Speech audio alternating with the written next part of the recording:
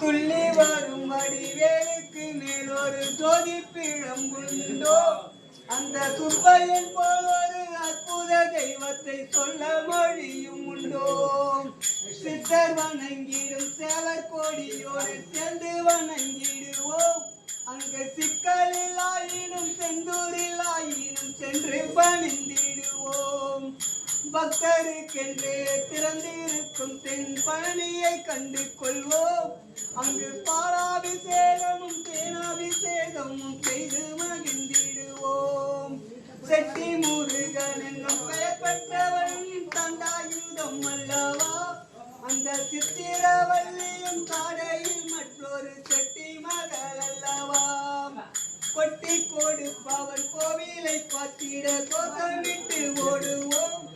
முள்ளும் குத்தட்டுமே கல்லும் கத்தட்டுமே வழி கொஞ்சம்